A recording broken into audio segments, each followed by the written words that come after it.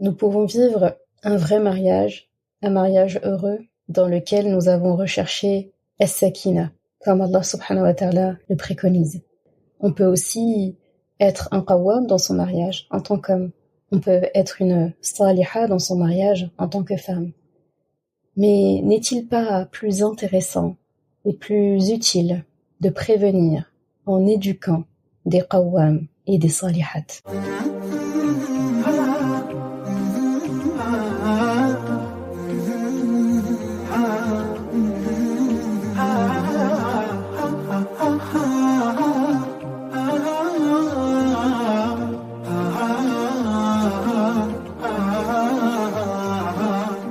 Bienvenue sur Coran de ton cœur, le podcast qui t'aide à reconnecter ton cœur à ton Coran. Je suis Zeynep et je suis passionnée par les deux médecines indispensables à toute vie sur Terre, celle de l'âme et celle du corps. Je suis donc enseignante de Coran et interne en médecine générale. Voilà plus de 10 ans maintenant que j'enseigne aux femmes à lire, à apprendre, à comprendre et surtout à vivre leur Coran au quotidien en reconnectant leur cœur au Coran. Car oui, j'ai la ferme conviction qu'un cœur connecté au Coran est capable de redistribuer à tous les organes du corps l'amour pour Allah, l'envie de lui plaire et d'agir dans le bien. C'est pourquoi à travers ce podcast, je compte redonner chaque semaine un nouveau souffle à divers pans de ta vie au regard de ton Coran. Prends ce temps pour toi et belle écoute. Assalamu alaikum wa rahmatullah, j'espère que vous portez bien, heureuse de vous retrouver pour un nouvel épisode. On reprend, on avait fait une pause estivale où je vous avais mis des rediffusions, donc c'était l'occasion pour pas mal d'entre vous de redécouvrir des épisodes, et ils étaient très heureux, la plupart en tout cas, de les redécouvrir. Eh bien on reprend les épisodes comme à notre accoutumée, et aujourd'hui, pour le sujet d'aujourd'hui, je ne suis pas seule, comme l'épisode avec Firdaus ou l'épisode avec Zina où on parlait autour du mariage. Eh bien, je reviens avec un sujet sur le mariage, mais pas que, parce que cette fois-ci, on va pas parler des adultes que nous sommes, mais on va parler des enfants. Donc finalement, comment est-ce qu'on fait pour éduquer des enfants de façon à ce qu'ils répondent aux critères qu'Allah subhanahu wa ta'ala mentionne dans le Coran, et pour le coup, ça nous permet de gagner du temps, de former des gens qui seront des bonnes personnes dans leur couple, mais pas que. Et pour ça, je suis accompagnée de Khalti Dalila, Mashallah, qui est du domaine l'éducation des enfants, l'éducation bienveillante. De toute façon, je vais la laisser se présenter. Khalti Dalila, c'est quelqu'un que j'admire énormément, dont je suis toutes les conférences, tous les partages sur les réseaux sociaux. Tabarakallah, c'est vraiment un honneur pour moi que tu aies accepté mon invitation. Je vais te laisser te présenter. Salam alaikum, Khalti Dalila. Alaikum salam. Zainab, comment tu vas? Alhamdulillah, je suis très contente d'être là. C'est un honneur pour moi que tu m'aies invitée justement à partager avec toi ce moment. Donc, me présenter. Je suis maman de 6 enfants. Je suis grand-mère aussi. Et on va dire que ma vie entière, je l'ai consacrée à la transmission d'un savoir. Pour moi, faire la da'wa, ça a toujours été très important pour moi. D'ailleurs, j'ai commencé avec ça. Je continue avec ce que je fais aussi. Et en ayant eu mes enfants, c'est là que j'ai compris que il fallait que je me spécialise. Et la première chose que j'ai apprise, on peut pas donner à ses enfants, quand on est musulman, quelque chose si soi-même on l'a pas appris. Et donc pour moi, la première chose, c'est d'apprendre ma religion, puisque c'est mon propre cheminement personnel, c'est moi qui ai voulu aller vers la connaissance de l'islam. Ça n'est pas dans mon éducation du tout. Et donc c'est un chemin vraiment personnel, et donc j'ai étudié les sciences islamiques en 2 cursus. J'ai choisi 2 cursus que j'ai fait, et en charia, et je n'ai cessé de m'épanouir à travers ça. Alors pourquoi j'ai voulu apprendre l'islam tout d'abord? C'est parce que pour moi, ce que je voyais autour de moi n'était pas cohérent. Parce que on disait l'islam c'est magnifique, la femme, les enfants, la famille, mais en fin de compte, dans la réalité, c'était tout autre. Donc, au lieu d'être dans on m'a dit que c'est comme ça qu'il fallait être, j'ai voulu aller à la source et apprendre par moi-même. Et donc, c'est comme ça que j'ai découvert, on va dire, l'hypocrisie d'une réalité communautaire qui est présente. Et c'est ce que je dénonce aussi à travers mes vidéos, à travers les vérités que j'essaye de dire, parce qu'on me dit merci de dire des choses qu'on n'ose pas dire. Et voilà. Et après ça, quand j'ai eu mon premier enfant, je me suis dit non, c'est bien d'apprendre les sciences religieuses, mais si j'ai pas les bagages pour éduquer mes enfants, ça va pas le faire. C'est pas le bagage que j'ai reçu moi-même qui va me permettre et m'aider à pouvoir éduquer correctement mes enfants. C'est à partir du moment où on sent que ça ne va pas et que notre comportement n'est pas cohérent avec son enfant qu'on se dit non, c'est pas comme ça, c'est pas ce que je veux, c'est pas ce que j'ai voulu. Et c'est là que j'ai voulu choisir des études qui correspondaient justement à ça. Et donc c'est pour ça que j'ai choisi les sciences de l'éducation. Et après ça, j'ai voulu être éducatrice, Montessori. Et j'ai toujours voulu aller à la source de la qualité de l'enseignement. C'est pour ça que quand j'ai voulu être éducatrice Montessori, j'ai pas voulu aller dans les petites formations. J'ai voulu aller à la formation, vraiment à la source de la formation. C'est pour ça que j'ai choisi l'Institut Maria Montessori, qui diplôme leur éducateur AMI international. Et donc j'ai voulu vraiment aller à la source, parce que pour moi c'est important d'apporter quelque chose de qualité. Et ensuite, je me suis formée, j'ai eu un DU aussi en éthologie des systèmes familiaux. Ça, pour moi, c'était important. Parce que on a un bagage, mais le bagage ne suffit pas. On est censé, en tant qu'être humain, apprendre et apprendre constamment tout au long de sa vie. Et pour moi, c'est important d'apprendre et de découvrir d'autres choses. J'ai aussi fait une formation en psychologie de l'enfant, parce que c'est fondamental, c'est crucial. Et voilà, et ensuite, je me suis formée aussi en parentalité. Voilà. C'est magnifique, Tabarakallah. C'est plaisir de savoir que dans la communauté, on a des personnes qui vont jusqu'au bout et qui vont jusque-là. Et pour moi, c'est capital, et encore plus quand ça touche à l'éducation des enfants, parce que finalement, c'est ça que tu as cherché à faire. En fait, c'est, comme tu dis, tu as répété ça à plusieurs reprises, la source. Aller à la source, en fait, et quelque part, moi aussi, dans mon enseignement, c'est un peu la même chose, c'est-à-dire que aller à la source, en fait, et pour moi, la source de tout ce que je fais, c'est le Coran, et pareil, et la source dans le Coran, c'est pas seulement le lire, l'apprendre, le réviser, c'est vraiment, en quoi, en fait, ce Coran est un miracle déjà. On parle de lui en tant que miracle, pas seulement parce qu'il s'apprend, pas seulement parce qu'il se révise. Il y a bien quelque chose, et quand on va chercher à la source, on trouve pas mal de choses. En tout cas, ça fait plaisir. On est au bon endroit. Tabarakallah. Donc, tu l'as entendu, Mashana, Khalti Dalila, qui est parmi nous. Donc, il y en a qui pourront se poser la question, mais pourquoi tu l'appelles Khalti? Tu sais, les gens, ils ont l'habitude d'appeler par leur prénom. Moi, je suis incapable de faire ça. Je suis incapable de faire ça dans le sens où, déjà, tu pourrais être ma maman, Tabarakallah, Mashana, une de tes filles à mon âge. Donc, du coup, c'est tout à fait normal. Je me suis dit, t'as le choix entre Khalti, Tata, ou dans ma langue maternelle, j'aurais dit Dédé, tu vois. Donc, tu choisis un des trois. Tata, c'est très bien. Tata, on va dire Tata alors, Tata. Chez nous, au Sénégal, dès que quelqu'un il est un peu plus âgé que nous seulement, il y a une étiquette à respecter, machallah. Eh bien, avant de rentrer dans le vif du sujet, comme on a l'habitude, on va se délecter des ayats, de la ayat qui a motivé l'épisode du jour. أعوذ بالله من الشيطان الرجيم والذين يقولون ربنا هب لنا من أزواجنا وذرياتنا قرة أعين واجعلنا للمتقين إماما.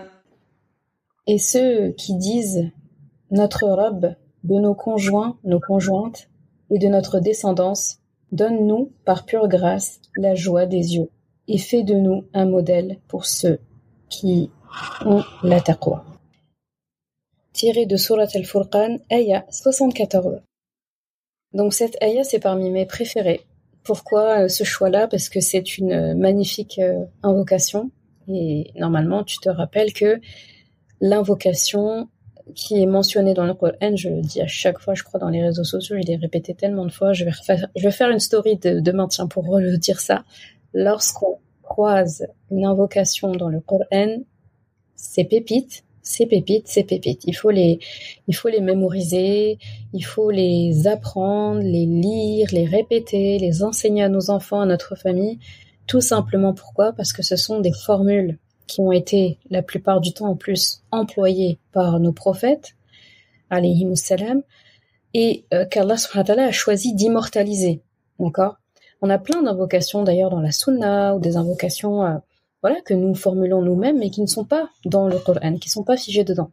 Lorsqu'il y a une invocation qui, elle, est consignée et immortalisée dans le Coran, c'est pas pour embellir seulement les pages, et c'est pas pour faire joli en fait. C'est pour que finalement on vienne faire nos courses dedans, qu'on vienne cueillir et que ça s'intègre dans notre quotidien. Et ça, c'est parmi vraiment mes doigts préférés du Coran parce que je la trouve complète. C'est-à-dire, ça nous implique nous, notre avenir à nous, nos conjoints ou conjointes, donc le couple quoi, les enfants et même la descendance après. Donc c'est vraiment magnifique. Donc elle est encore plus belle en arabe forcément. Alladhina yaquluna rabbana hab lana min azwajina. Donc c'est vraiment accorde-nous. C'est quelque chose qu'on demande à Allah avec fermeté et avec humilité de nous donner justement de nos époux, épouses, notre descendance. Et en plus, il emploie qurrata a'yun, donc c'est vraiment les Arabes, ils avaient cette métaphore quand ils parlent de quelque chose qui est la tranquillité des yeux, mais la tranquillité dans le sens limite quelque chose de froid, dans le sens quelque chose qui détend, quelque chose qui est agréable. Et c'est beau de dire les yeux parce que les gens, on les regarde en fait, et il y a des personnes comme ça, on en connaît forcément. Quand on les regarde, on est détendu.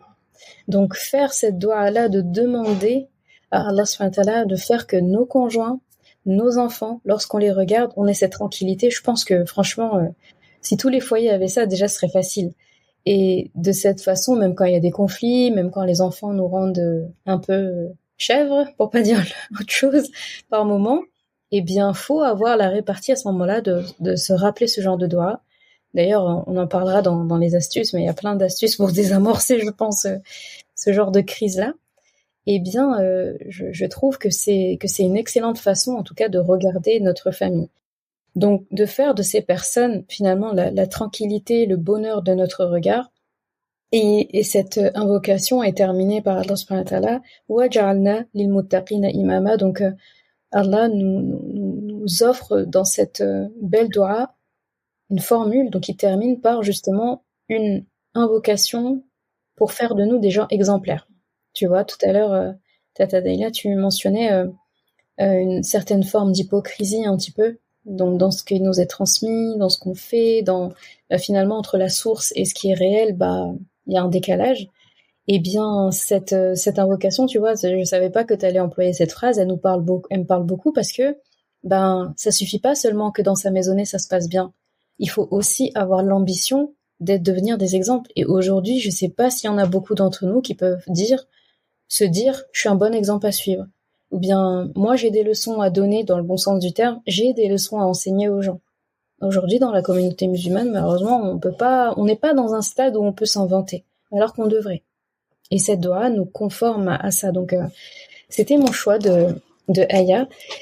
Et d'un côté, c'est un choix de Aya aussi, parce que à la fois, c'est une invocation, et je trouve que l'invocation, non seulement elle donne l'humilité, parce que on demande à Allah subhanahu wa ta'ala de nous accorder quelque chose que potentiellement on n'a pas à la base, et une invocation, ça implique derrière de se bouger et d'appliquer en fait. Je vais pas demander à Allah subhanahu wa ta'ala de faire de moi un modèle à suivre, de faire de ma famille finalement des gens avec lesquels je me sens bien quand je les regarde si mes actions ne vont pas avec. Donc je trouve que c'est un double sens de tawakkul à Allah, donc s'en remettre à Allah et à la fois prendre des actions.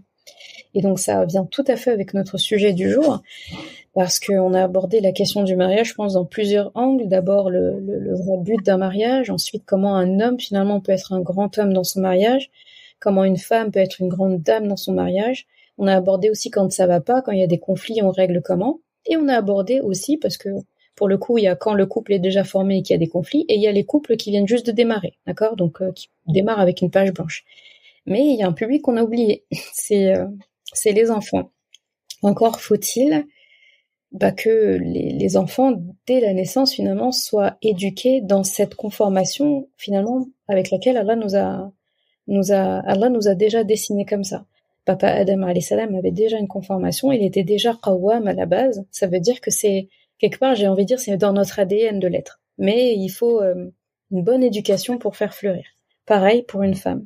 Les femmes, on est des dignes héritières de maman Hawa alayhi salam, et elle l'avait, donc elle nous l'a forcément transmis d'une manière ou d'une autre. Donc le but d'un parent, c'est de le faire éclore.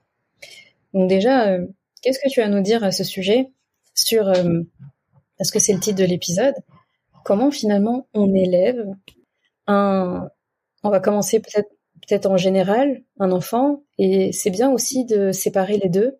Comment on élève un qawwam, comment on élève une saliha, parce que un garçon et une fille ne sont pas pareils, comme le Coran le dit, walaysa dhakaru kal untha.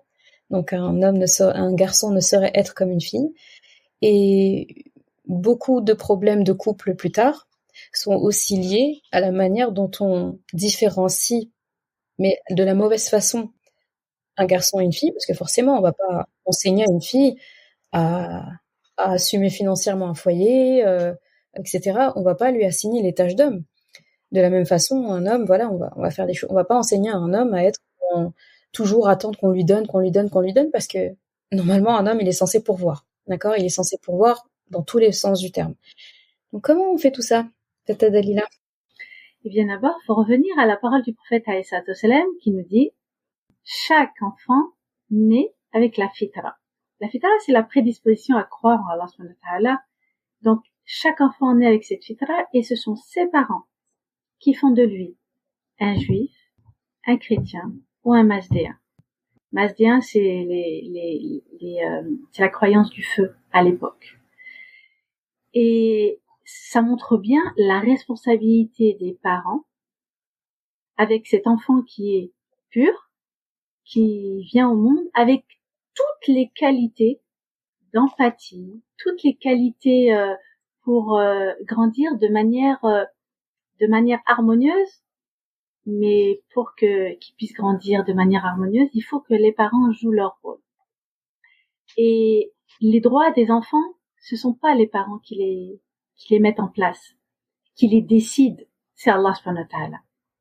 Allah subhanahu wa ta'ala a donné les droits aux enfants et c'est lui qui les a énumérés. C'est pas l'être humain, ça n'incombe pas à l'être humain. Parce que l'être humain, de par sa nature, il est injuste et il cherchera toujours son confort à lui avant le confort de l'autre. Quand bien même c'est sa chair et son sang. Parce qu'on voit bien, quand un enfant fait des bêtises entre parenthèses, parce que ça c'est la perception des parents, parce que l'enfant fait ce que nous on n'a pas envie qu'il fasse, alors qu'il est simplement un enfant, soit on lui crie dessus, soit on le rabaisse, soit on l'humilie, soit on l'empêche de faire de manière forte et agressive, alors que ça n'est pas comme ça qu'on doit faire. Et donc, à la base des bases, l'enfant, il est innocent, et c'est à nous de faire en sorte d'être des exemples comme il faut pour qu'il puisse grandir de manière harmonieuse. Et ça sous-entend que nous, en tant que parents, nous devons être des exemples de comportement déjà entre moi et mon conjoint avec moi. Parce que les enfants regardent de manière silencieuse. On n'a pas besoin de parler parfois à un enfant pour lui inculquer telle ou telle valeur. Il le voit juste par notre comportement avec les interactions qu'on a avec notre conjoint. Et il faut savoir que quand on a envie de dire à notre enfant, tu sais, tu ne dois pas faire ceci parce que, oui, mais lui, il doit le voir dans la pratique. Parce que si nous agissons d'une manière qui contredit ce qu'on interdit à notre enfant, il va voir qu'il y a une incohérence. Donc c'est pour ça que, avant d'être parent, on doit mesurer vraiment la portée de la responsabilité de cette amana qu'Allah subhanahu wa ta'ala a mis entre nos mains. Parce que cet enfant, il nous appartient pas. C'est juste un dépôt qu'Allah subhanahu wa ta'ala nous a accordé. Et amana, ça veut dire dépôt confié. Et tout dépôt confié, eh bien, à un moment donné, il revient à son propriétaire. Mais de quelle manière on lui rend à ce propriétaire? Soit on le rend de la même manière, soit on le rend mieux encore. Et c'est ça notre responsabilité. Oui, on va dire, je travaille, j'ai beaucoup de charges extérieures à la maison, je dois tout faire. Mais il n'empêche que la priorité des priorités, c'est de prendre soin de cette amana. Et c'est à nous en tant qu'adultes, parce que c'est pas à l'enfant de s'adapter aux parents. C'est aux parents de s'adapter aux enfants. C'est pour ça que réfléchir avant d'avoir un enfant, se projeter avant d'avoir un enfant, ça se fait pas une fois qu'on est marié, ça se travaille en amont. Et ça, c'est vraiment important de savoir, c'est de se faire un plan. Je veux un enfant, j'aimerais avoir un enfant si Allah me l'accorde, mais pour avoir cet enfant-là, de quelle manière on va l'éduquer? On se met d'accord d'abord dès le départ pour l'éducation. Parce que quand on se marie, c'est pas juste toi et moi, c'est toi, moi et les futurs enfants, si Allah nous en donne. Et c'est pour ça qu'on en parle dès le départ. Tout doit se faire dès le départ. On ferme pas les yeux. C'est vraiment, tout doit être carte sur table. Pas pour qu'après, dans 5 ans, on se retrouve confronté à un problème qu'on n'arrive pas à gérer et on fait comment à ce moment-là? Qui va en pâtir? On va encore reproduire les mêmes schémas? Non. Là, maintenant, c'est le moment de briser la chaîne et de se dire plus jamais. Oui, ça va demander des efforts. Évidemment. On va dire, oui, mais maintenant, c'est trop tard. Non, c'est pas trop tard. Parce qu'à partir du moment où on prend conscience que nos comportements vis-à-vis de nos enfants ne sont pas ceux qu'ils doivent être, à ce moment-là, on fait un travail sur soi-même. On cherche là où on doit s'améliorer. Et bien sûr, on peut tout rattraper. Il faut vouloir le faire. Mais le changement, il se fait pas du jour au lendemain.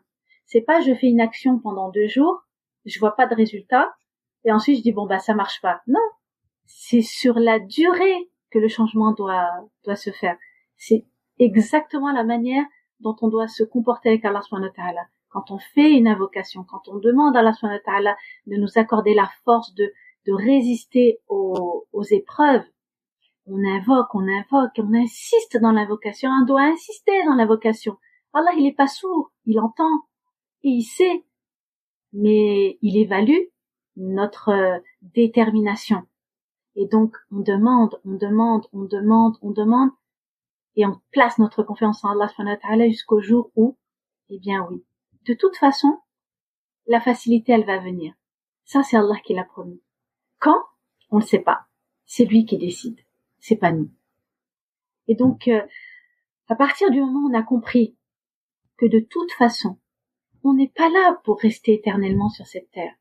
On a juste une mission. Et cette mission, eh bien, on doit la mener à bien en tant qu'être humain. Si Allah, il nous accorde un époux, eh bien, on œuvre avec cet époux. On fait en sorte que, avec nos enfants, on essaye d'aller dans vraiment, de faire le maximum pour être dans les bons comportements, dans les valeurs qu'on veut inculquer à nos enfants. Si on n'a pas d'enfants, si Allah nous accorde pas d'enfants, si Allah nous accorde pas de conjoint, parce que ça arrive et il y en a beaucoup. Voilà. Donc, on fait quoi dans cette vie? Eh ben, cette vie, elle est pas là pour que ce soit un long fleuve tranquille. Elle est là pour qu'il y ait des épreuves qu'on doit endurer. Mais les épreuves, elles ne doivent pas venir de l'intérieur. Les épreuves qu'on doit supporter, elles doivent venir de l'extérieur. Parce que le foyer, tel qu'il est conçu, ça doit être un endroit où on se sent en sécurité. Et on doit retrouver la paix. Et donc, avoir des conflits dans le foyer, avoir des conflits avec nos enfants, eh bien, c'est nous qui créons ce problème dans notre foyer. Après, on dit, il faut que je patiente. Non. La patience dans un couple, c'est pas quand on se dispute. Oui, il va y avoir des malentendus, c'est normal. On doit apprendre à se disputer aussi. Mais ce qu'il faut savoir, c'est que c'est les épreuves extérieures qui doivent nous consolider et nous aider ensemble à les affronter. Et ça, c'est des compétences qu'on apprend à nos enfants quand on est là à se soutenir l'un l'autre. Quand on apprend à nos enfants, ils savent quand on se dispute. Ils le voient très bien dans nos comportements. On a beau faire des sourires, mais c'est des faux sourires. Et ils le savent très bien. Et donc, à partir de là, nos enfants doivent voir même dans les disputes de leurs parents, du respect. Et ça, c'est important. Donc, tout vient de l'exemple que nous, on va donner à nos enfants. Après, le comportement, l'attitude qu'on doit avoir avec eux, ça, c'est une autre chose. Mais ça, ce sont des choses que l'on doit apprendre. Parce que c'est pas l'éducation qu'on a reçue qui nous l'a appris, hein. Ça, franchement, on reproduit des automatismes. On est dans une zone de confort qui fait que on va réagir parce qu'on connaît ce comportement. Et à partir du moment où on essaye de sortir de sa zone de confort pour avoir un autre comportement, eh bien, c'est plus difficile et c'est beaucoup plus compliqué. Et généralement, on baisse les bras parce qu'on veut que ça fonctionne tout de suite. Sauf que non, ça demande un effort. Et c'est ça qu'on doit comprendre. Machallah.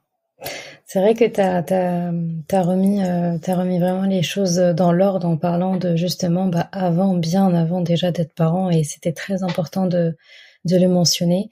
Quand on a ça en tête, c'est plus lisse, c'est plus logique, et c'est complètement adéquat, subhanallah. Barakallahu fiki.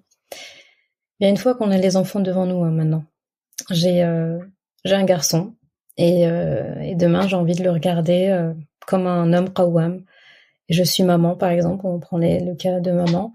Je suis maman et je veux vraiment éduquer un garçon qui sera un homme.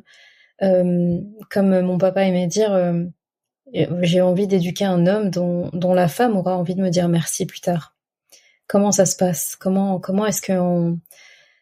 finalement, comme tu sais, les définitions d'un homme qawwam que je donnais, justement, j'en parlais dans l'épisode qui parlait de ça, que qawwam, on le traduit comme, avant, on avait tendance à le traduire comme celui qui a autorité, etc., alors que ça n'a rien à voir, que finalement, qawwama, c'est un homme qui est actif, qui est debout, qui fait preuve de justice.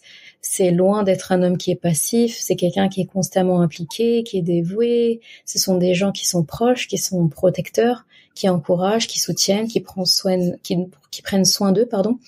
Et c'est aussi ceux qui pourvoient aux besoins matériels, physiques, émotionnels. Donc on a l'impression que ça fait beaucoup. En même temps, Allah subhanahu wa ta'ala en parle comme de quelque chose d'inné. Il dit ar-rijalu qawwamuna, donc les hommes sont qawwam de base, donc si t'es pas qawwam, t'es pas un homme. Et malheureusement, aujourd'hui, on voit des hommes qui n'agissent pas comme des hommes qawwam. C'est comme une partie de leur ADN qui ne s'exprime pas, parce qu'ils n'ont pas connu ça. Comment est-ce que justement on fait pour ne pas laisser grandir un garçon devenir un homme qui attend qu'on fasse pour lui, qui attend qu'on le serve, alors que finalement, normalement, il devrait être éduqué à pouvoir être au service de sa famille sur plein de plans. Comment est-ce qu'on fait justement avec ce petit garçon qu'on a, donc des petits, des bébés, des 3 ans, des 5 ans, ados? On fait comment en fait pour faire de lui un époux qawwam plus tard? Eh bien, dans ce cas de figure, que ce soit le garçon et la fille, c'est exactement la même chose. C'est-à-dire que on va les éduquer pour aller dans l'autonomie. Déjà. Mm-hmm. Et quand tu parles du qawwam, le rôle du qawwam, c'est tout ce que tu as cité. Et moi, je dirais que le plus important dans cette fonction de qawwam, c'est d'apporter la sécurité matérielle et affective à sa famille, que ce soit son épouse et ses enfants. Alors, comme tu dis, oui, ils vont dire, oui, c'est beaucoup, et la femme, elle fait quoi?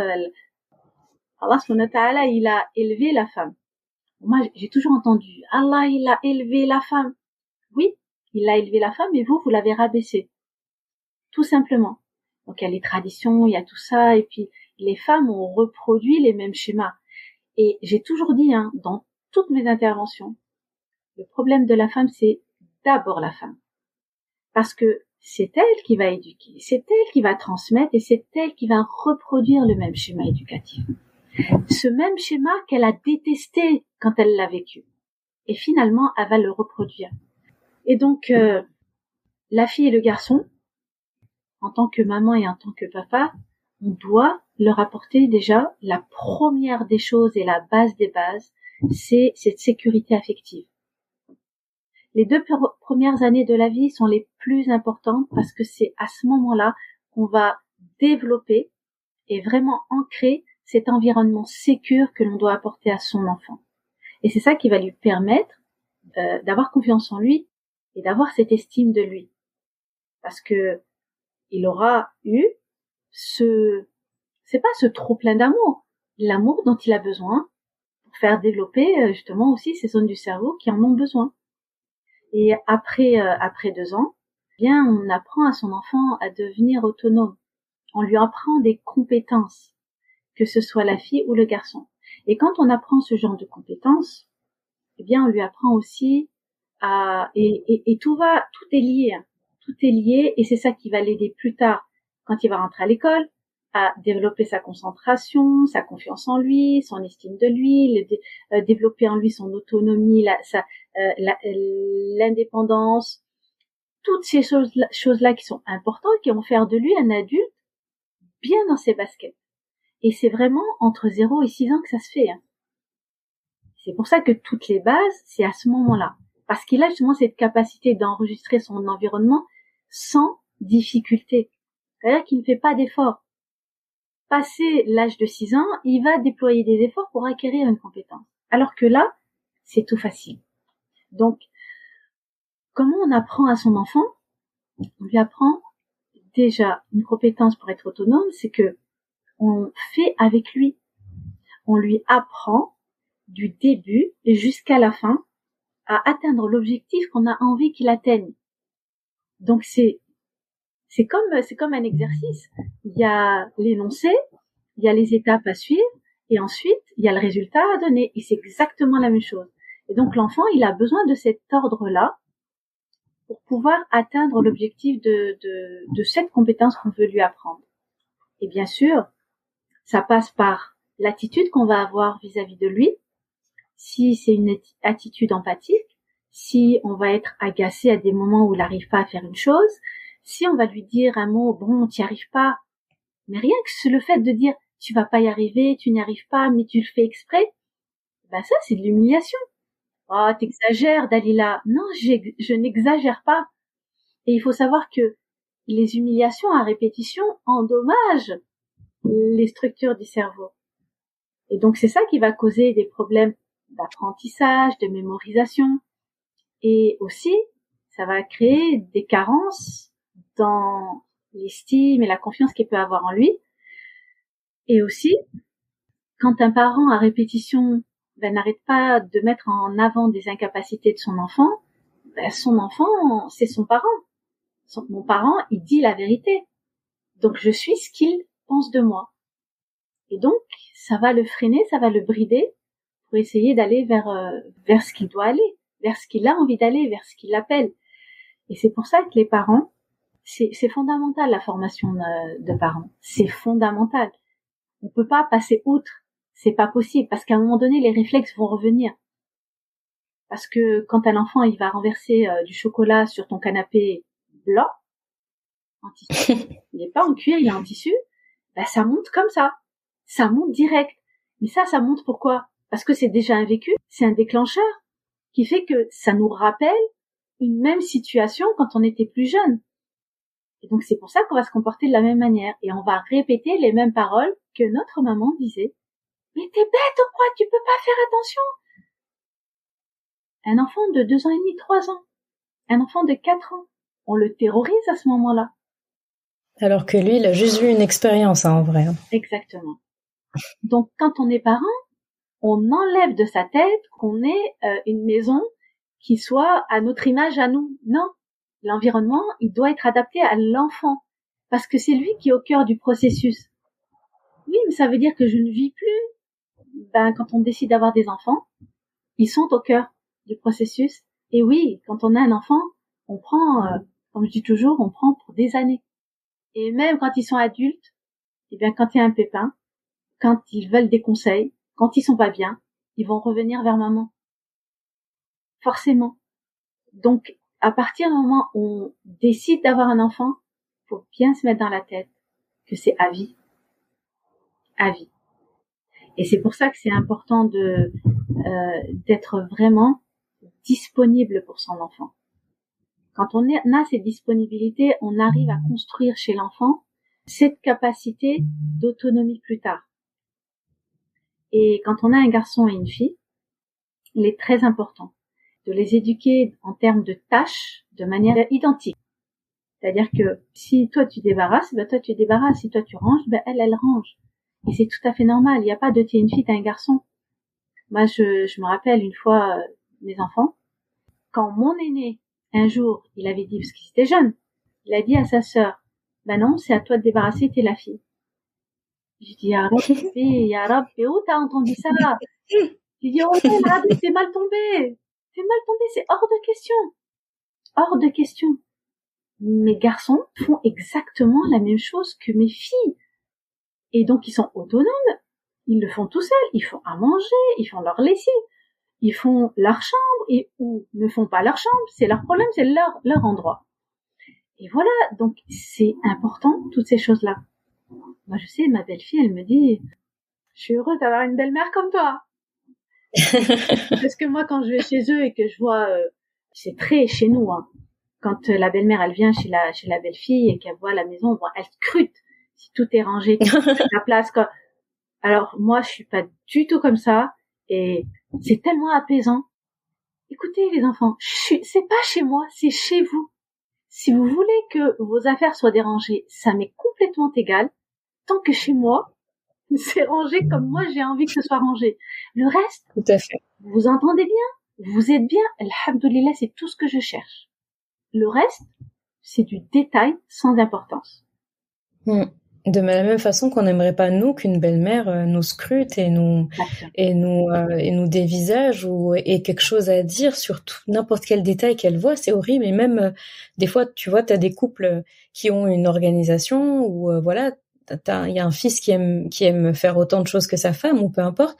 Et bien des fois, quand la belle-mère vient et qu'elle n'est pas de cet avis-là, finalement des fois les fils qui ont décidé de faire autrement que l'éducation qu'ils ont reçue parce qu'ils ont des amis qui les ont influencés, etc. Et donc finalement qui vont plutôt vers le bien alors que c'est pas l'éducation qu'ils ont reçue. Bah on voit des scénarios où quand la belle-mère vient, bah faut faire semblant que c'est toi la femme qui fait tout quoi. Parce que sinon bah ma mère va parler. Ouais, sauf que moi je suis pas d'accord avec ça. Pourquoi? Parce que on est en train de conforter maman dans sa façon de penser, alors que c'est pas à la belle-fille de mettre des limites, c'est au garçon de mettre des limites. Et c'est de sa responsabilité de dire, écoute maman, je t'aime, tu es mes yeux, tu es la prunelle de mes yeux, je t'aime plus que tout, mais là maman, franchement, c'est pas possible. Tu peux pas continuer à venir critiquer ou venir dire, à intruser dans notre manière de fonctionner. Et ça, c'est sa responsabilité à lui. Et à force de laisser les choses se faire ou d'essayer de trouver des échappatoires, eh bien on rentre dans des problèmes beaucoup plus grands parce que les enfants vont grandir. Il va y avoir des projets qui vont se mettre en place. Et donc ils vont cacher combien de temps? Ah oui, ils vont se cacher à chaque fois. Et pour peu qu'il y ait des enfants, etc. Enfin, c'est infernal après. Mais bien sûr. Mais du coup, là, on a parlé d'enfants qui sont petits. Même si la base reste la même, l'éducation reste la même, bah dès qu'ils deviennent ados ou jeunes adultes, bah les tâches quand même sont différentes. Même si finalement, enfin pas les tâches, mais les responsabilités plutôt sont différentes. Donc quand par exemple toi, machallah, dans tes enfants, t'as 3 garçons, 3 filles, c'est bien ça? C'est ça. Machallah. Eh bien, arrivé à un moment donné, à la fin, ils seront pas tous du même genre. Ce sera des maris, ce seront des épouses. En fait, à quel moment, finalement, on inculque au garçon, qui a la chance d'avoir des sœurs en plus, parce que du coup, il peut quelque part s'entraîner, à quel moment, finalement, on lui fait comprendre, on lui apprend que les femmes, déjà, fonctionnent avec un cycle. Elles ont un cycle avec 4 saisons, que tous les 4 saisons du cycle, elle n'est pas pareille, la période prémenstruelle n'est pas la même, etc. Comment est-ce qu'on enseigne finalement à ce garçon que, tu vois, ta sœur, faut pas en fait rouspéter ou attendre qu'elle te demande si elle a besoin de régler quelque chose de financier qui est à ta portée. Pourquoi attendre le papa alors que tu es là? Comment finalement on apprend à ce jeune adolescent, ce jeune adulte en formation, à prendre soin des femmes de sa famille? Comme finalement le Coran lui demande, c'est pas aux portes du mariage qu'il va commencer à la piquer, ça avant. Ah oui, non, là c'est l'échec assuré. C'est l'échec assuré. Déjà quand on essaye c'est dans la communication déjà, et ça c'est maman aussi qui fait la communication, et papa a aussi un rôle très très très important. Déjà le papa, il doit très souvent prendre son garçon quand il sort, quand il va soit à la mosquée, quand il va avec des amis, quand il va faire certaines activités. Il doit prendre son garçon avec lui. Il doit voir un univers masculin pour voir comment ça fonctionne. Et ça, c'est vraiment important. Il doit pouvoir lui inculquer certaines valeurs, certaines choses, et c'est ce qui se fait pas. Hein. C'est ce qui se fait jamais. Le papa, il y a des exceptions, comme je dis. Je parle pas des exceptions. Les exceptions, elles sont là, elles existent, mais ce n'est pas la généralité. La généralité, c'est ça qui pose problème, et c'est ce que l'on voit. C'est ce qui est visible, d'ailleurs. Concernant les menstrues, comme tu l'as énoncé, eh bien, quand arrive le ramadan, par exemple, ou quand c'est le moment de faire la prière ensemble, et qu'une de mes filles qui vient d'avoir ses menstrues ne peut pas prier, ne peut pas jeûner, et elle mange, normal, maman, elle mange le ramadan. Mais non, elle mange pas le ramadan. Viens, je vais t'expliquer ce qu'il y a. Et là, j'explique. C'est à ce moment-là que j'explique. J'anticipe pas. J'attends que la chose arrive pour qu'ils puissent bien l'intégrer. Et à partir de là, ça fonctionne comme sur des roulettes. Et c'est tout à fait normal. Quand il voit, par exemple, un de mes garçons voit sa belle-sœur manger, elle a ses trucs. Elle a ses trucs. Donc voilà. Et c'est tout à fait naturel. Il n'y a pas de... Alors que chez nous, on doit se cacher pour essayer de manger parce que, non, c'est naturel. On doit pas. Mais c'est un tabou même avec le père. Des fois, les filles, ils ont honte. Même en dehors du ramadan, ils ont honte que leur père sache qu'elles sont dans cette période-là. C'est ça. Alors que c'est quelque chose de naturel. À un moment donné, il faut bien comprendre que le tabou, il doit pas être là. C'est pas là qu'il doit résider le tabou. Ça, ce sont des choses naturelles. Et il faut savoir instaurer des moments où on discute avec ses enfants. C'est-à-dire que moi, ce que j'installais en termes de communication, c'était des cercles où on pouvait parler. Et ça, au départ, j'avais commencé une fois par mois, et ensuite c'était toutes les 2 semaines. Et après, plus si c'était nécessaire pour eux. Donc, dans ces cercles de discussion, il se passait quoi? Eh bien, il y avait, on va dire, un ordre du jour, mais c'était plus, on va discuter d'un sujet ou de 2 sujets que eux ont choisi. Au départ, c'était moi pour leur apprendre, et ensuite c'était eux. Et ensuite, on discute. Mais quand on discute, c'est eux qui s'expriment. Et chacun doit respecter l'autre, doit respecter l'avis de l'autre, et doit être courtois, doit pas crier, doit pas dépasser des limites, et le parent pareil. Parce que quand il découvre certaines choses, il doit absolument ne pas vouloir punir, ne pas vouloir imposer quoi que ce soit et utiliser ce qui a été dit pour se venger ou quoi que ce soit. Donc tout ça, c'est quelque chose qu'on doit qu'on met en place très tôt. Et ensuite, quand on discute de ce genre de sujet arrive sur le tas, et on parle de comment ça fonctionne une fille, comment ça fonctionne un garçon, en fin de compte, les enfants. Alors là, on va parler, ça va être le sujet de, c'est quoi en fin de compte le rôle d'un garçon, une fois qu'il sera adulte? Un homme face à sa famille, c'est quoi sa responsabilité finalement? Et donc eux, ils parlent, et ils discutent, et ils échangent, et ils découvrent. Et ensuite, j'interviens quand il faut intervenir. Mais toujours, l'intervention, elle vient toujours pour rajouter, corriger sans frustrer. Ça, c'est très important. Parce qu'on doit leur laisser aussi leur intégrité intellectuelle. Parce que des erreurs, ils en feront, et ils sont en pleine évolution, et ils évoluent dans leur pensée, dans la façon de faire des choses. C'est comme là, j'avais fait quelques vidéos dernièrement, et dans les commentaires, il y en a qui disent oui, c'est pas normal que Soumeya elle ait dit ça. Oui, et c'est pas normal que un tel il ait dit ça. Oui, mais ce sont des jeunes. Je laisse la parole aux jeunes. Je laisse la parole aux jeunes pour voir comment est-ce qu'ils pensent. On a besoin de laisser cet espace pour qu'ils puissent s'exprimer en toute liberté sans avoir peur de ce qu'ils vont dire. Donc ils parlent, et de toute façon, au fur et à mesure qu'ils vont grandir, qu'ils vont voir des choses, qu'ils vont expérimenter des choses, eh bien leur façon de penser va changer, va évoluer. Mais si on leur laisse pas cet espace et qu'on leur impose des choses, forcément à un moment donné ça va vriller dans le sens inverse. Donc c'est important. Machallah, c'est top. Et du coup, pour les filles, c'est la même chose. La même chose. En fait. Ah oui. Alors moi, il faut savoir que je suis née dans une fratrie de 5 garçons. J'étais l'avant-dernière. Oui. Voilà, l'avant-dernière. Donc moi, dès ma naissance, mon rôle, il était clair. Toi, t'es une fille. Tu peux apporter, on va dire, le déshonneur dans la famille. Donc, pas de copine, tu sors pas, et puis, t'as pas le droit d'avoir des rêves. Et puis c'est tout. Ok. Donc je ne sortais pas, rien. Et comment je grandis? Moi, quand je vois les autres, comment je fais? Mais non.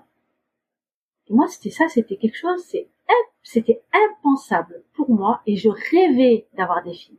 Et je disais, Ya Allah, donne-moi des filles. Je me rappelle quand on m'a annoncé que j'allais avoir Safia, c'était une fille, je rentre à la maison, parce que j'avais déjà Myriam. Je rentre à la maison, et on me dit, c'est quoi? Et moi, je fais un grand sourire. Je dis, c'est une fille. Et tu sais la réponse qu'on m'a donnée? Ah, en plus tu souris. Je dis, subhanallah. Je dis, subhanallah, mais c'est quoi le problème avec les filles? Alors que c'est un honneur. Allah l'a décrit comme un honneur. Subhanallah, il m'a donné 3 filles. Je suis tellement heureuse, c'est magnifique. Ah oui, c'est magnifique. Eh oui. Donc voilà. Et pour moi, c'était pas possible de priver mes filles de pouvoir faire certaines expériences, toujours dans un cadre, parce que à partir du moment où on a construit ce cadre-là, les limites, pas mes limites à moi, les limites d'Allah, c'est ça qui va, parce qu'un enfant, il peut avoir peur de nous, il peut ne pas faire les choses devant nous, mais il peut faire ce qu'il veut à l'extérieur sans que nous on s'en rende compte. Et oui, et il peut tout faire. Subhanallah, tout le monde a été jeune, tout le monde sait que tout est possible. Tout est possible. Mais qu'est-ce qui nous limite, effectivement? Exactement. Par contre, quand on a fait grandir nos enfants dans les limites d'Allah, à partir de là, tu peux les laisser et ils auront peur que d'Allah. Tout simplement. Ils se souviendront à chaque fois qu'Allah les regarde. Et ça, c'est vraiment important. Et ça, c'est dès tout petit. Machallah. Ça fait plaisir, en tout cas, de voir, justement, quand j'entends ton discours, ça me touche beaucoup, ce retournement de situation, finalement, où toi, tu passes, t'es un peu dans certaines familles où, tu vois, t'es la seule fille, mais même d'autres qui ont d'autres sœurs.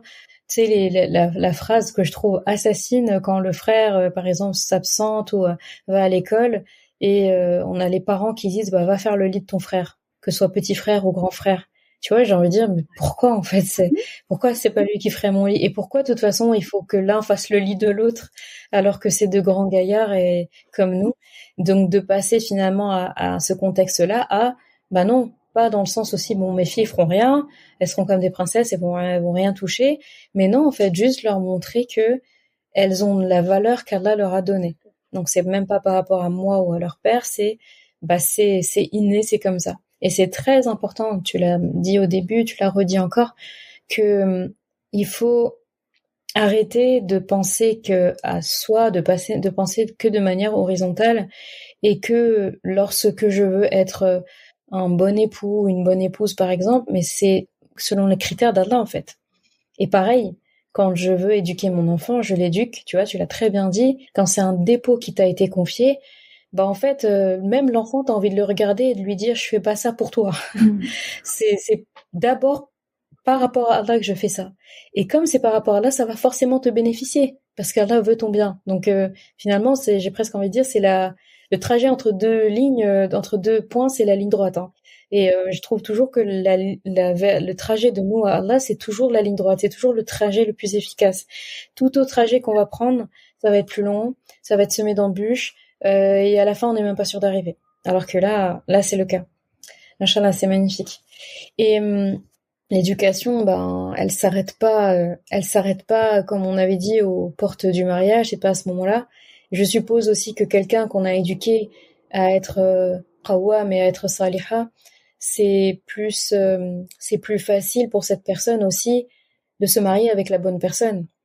Parce que si c'est une personne qui a été couverte, qui a été nourrie émotionnellement, qui a eu l'affection qu'il fallait, et ben il va pas chercher, surtout, c'est encore plus fréquent chez les filles, j'ai l'impression, de chercher quelqu'un finalement qui va combler un manque affectif que surtout son père, parce qu'une fille, on sait que c'est très important, la manière dont son père a traité sa mère conditionne presque directement l'idée qu'elle se fait d'un époux, l'idée qu'elle se fait du mariage.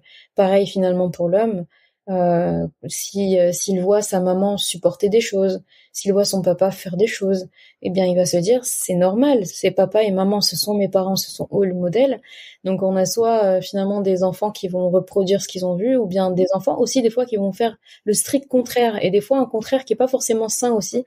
C'est un contraire comme un peu une sorte de rébellion contre ce qui a été vécu, comme on sait qui n'est pas tip top.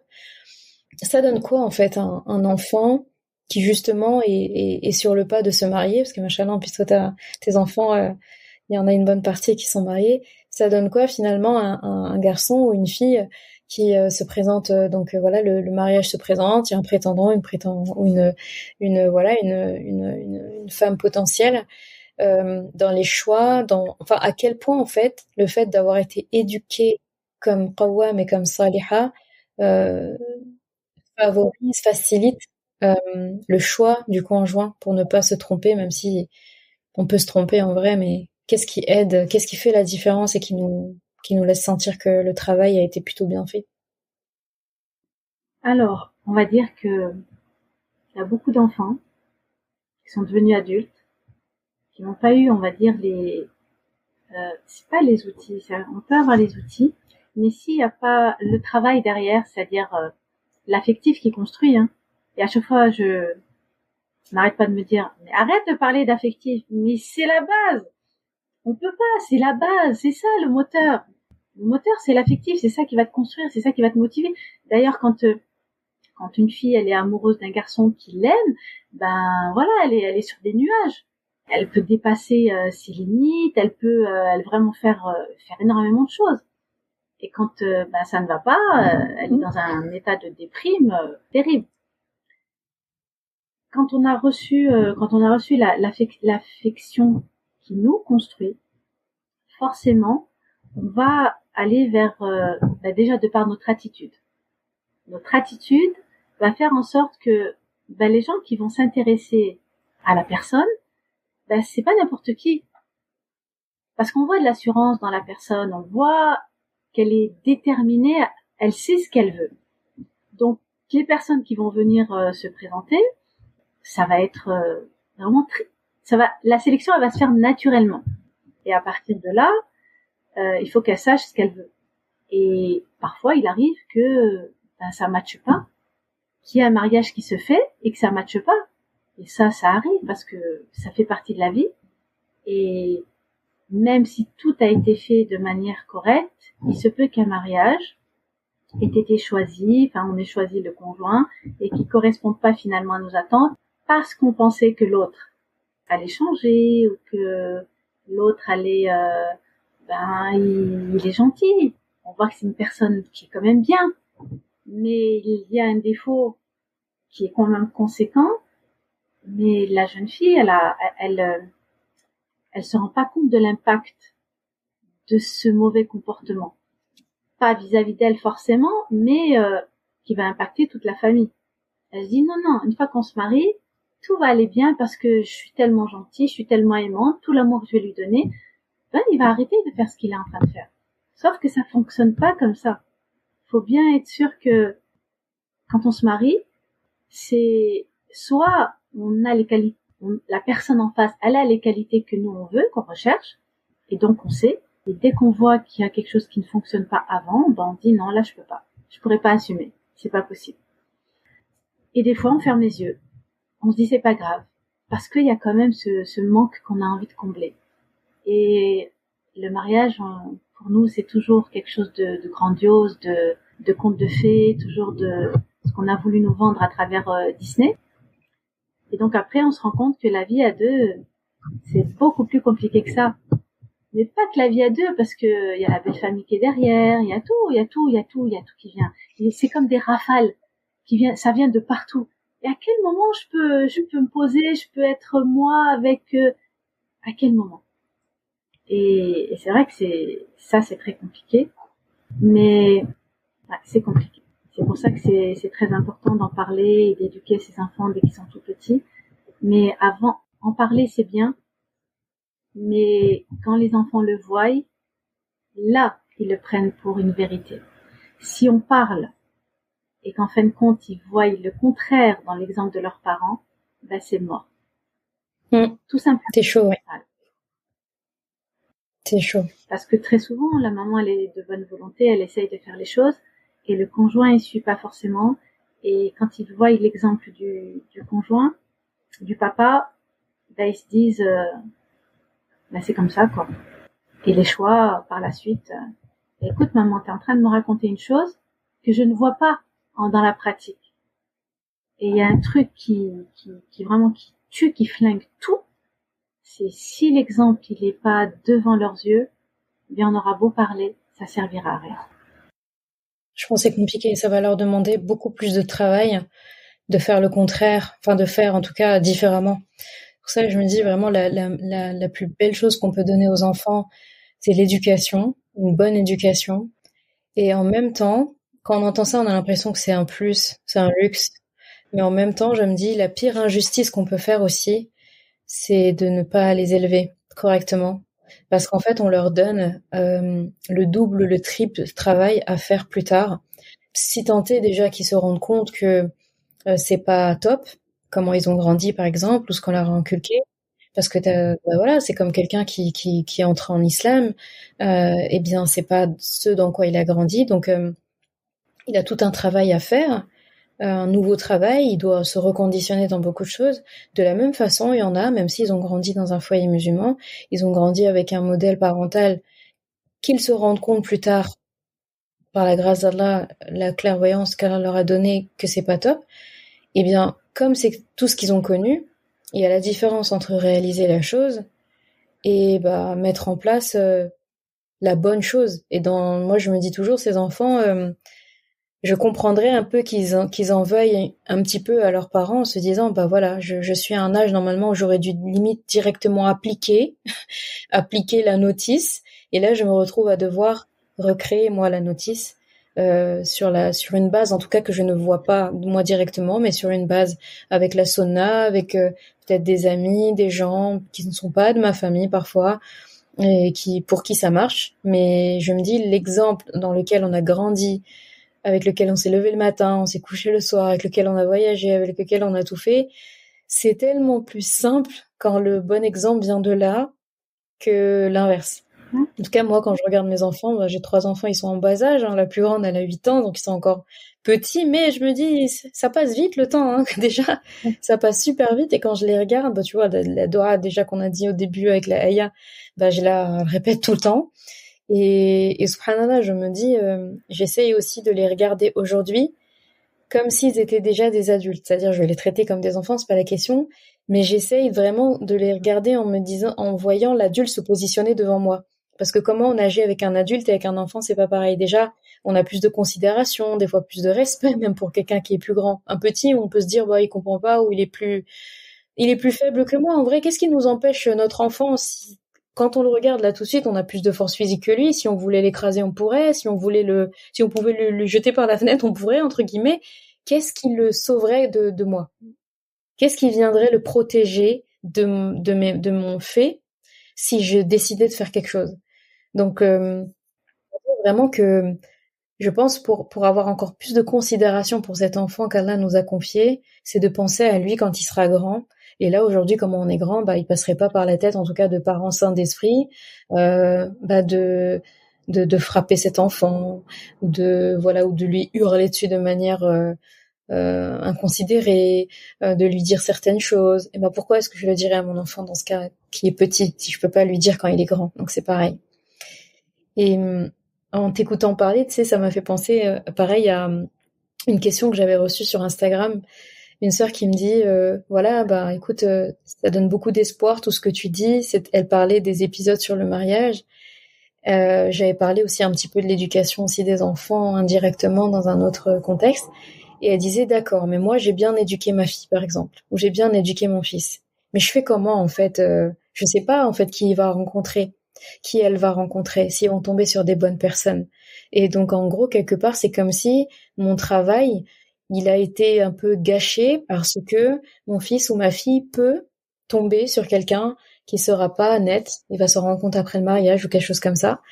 Et elle me disait, on fait comment? C'est bien beau. Tu sais, t'es toujours des personnes qui émettent des objections ou bien des craintes ou se dire, d'accord, moi je veux bien faire ma part.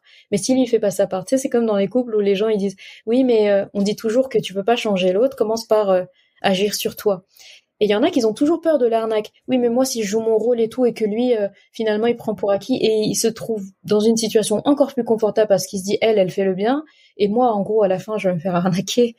Et moi, je dis toujours déjà à ces personnes, arrêtez de réfléchir comme s'il y avait une arnaque quelque part.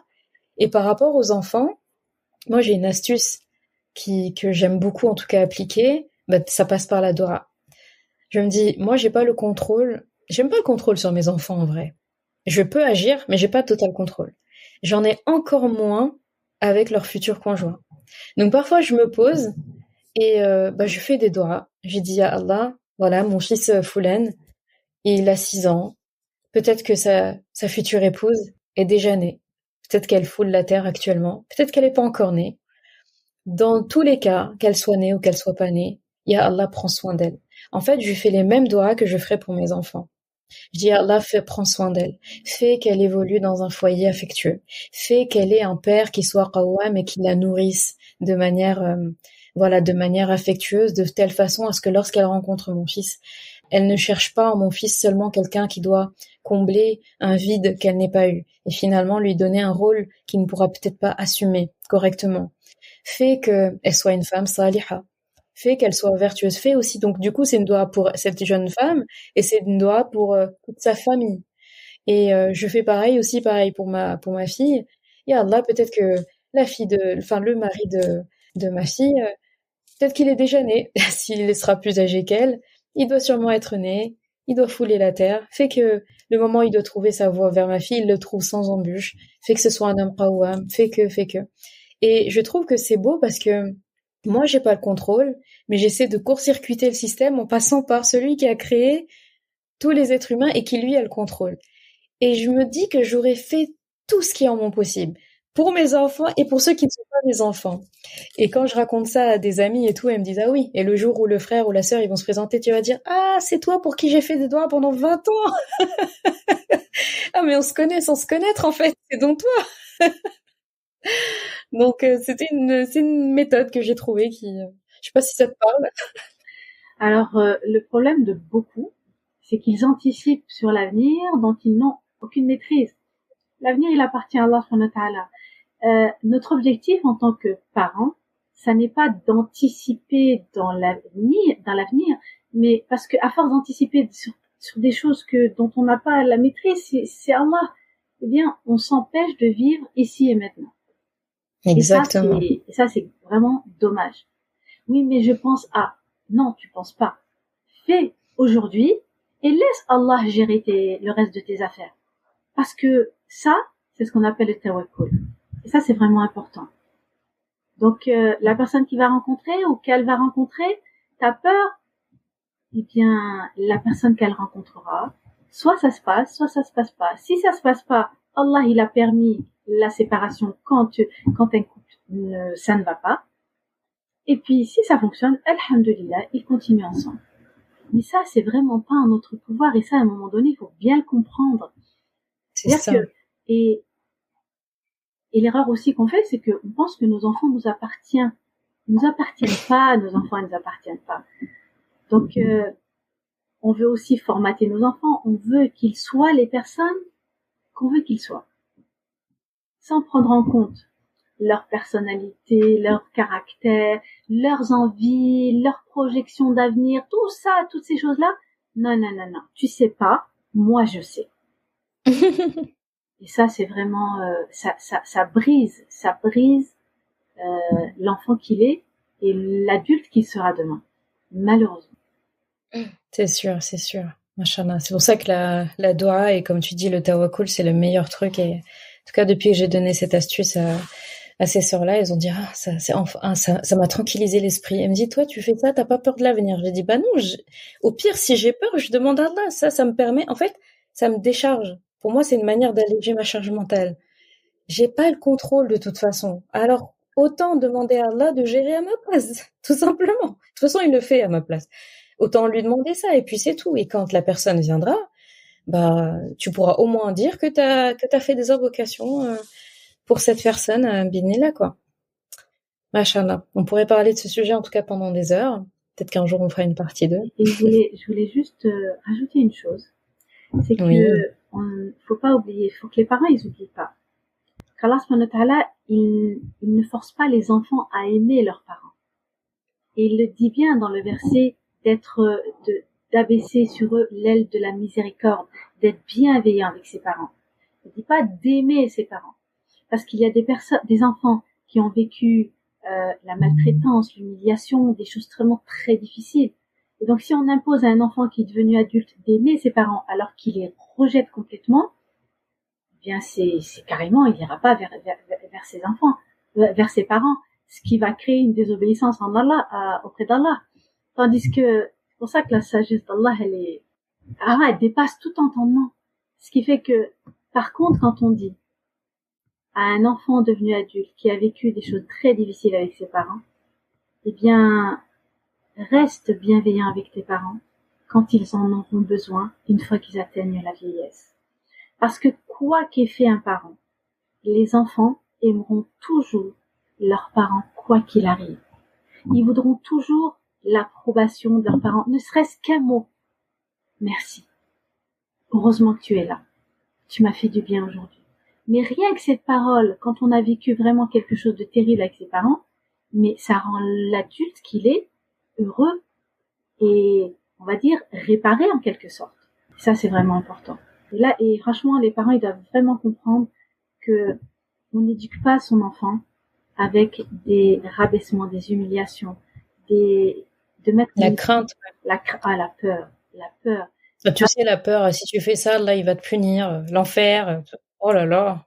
On les éloigne d'Allah, comme ça, tout simplement. Voilà. Pourquoi pas commencer par la rahma d'Allah, d'abord leur enseigner ça, c'est beaucoup plus fort. Ils auront le temps, en grandissant, de savoir qu'il y a effectivement un châtiment, etc. Mais je pense, au début, ils ont pas besoin de découvrir ça. C'est pas l'intérêt. Et tu sais, moi, je parle souvent comme ça avec mes enfants, plutôt que de leur dire qu'ils risquent de fâcher Allah pour ça. Je vais plutôt axer sur l'amour qu'Allah leur porte, l'amour que eux portent à Allah. Et en fait, eux-mêmes font la conclusion, en fait, dans le sens, de toute façon, quand on aime quelqu'un, on ne veut pas le décevoir. Donc, au lieu de leur faire peur avec, justement, l'enfer, alors qu'ils en sont loin, en plus, ils sont à la fitra, donc tu parles d'enfants qui sont même pas concernés. Donc, au lieu de leur faire peur avec ça, bah, dis-leur, faut plutôt axer les choses comme vis-à-vis de nous. Bah, un enfant, il a pas envie de décevoir son parent. Le simple fait d'imaginer qu'il puisse décevoir Allah, mais c'est déjà trop pour lui. Bah, voilà. Tu aimes Allah, tu ne veux pas le décevoir. Alors tu feras la bonne chose. Et là, ça les responsabilise. Je sais, en tout cas, mes enfants, ça leur parle énormément, dans le sens où ils vont faire quelque chose de eux-mêmes, ils vont dire, je crois qu'Allah, il est pas très fier de moi avec cette action-là, et c'est ça qui me fait mal. Bah, qu'est-ce que tu peux faire pour qu'Allah redevienne fier de toi? Et là, c'est tout.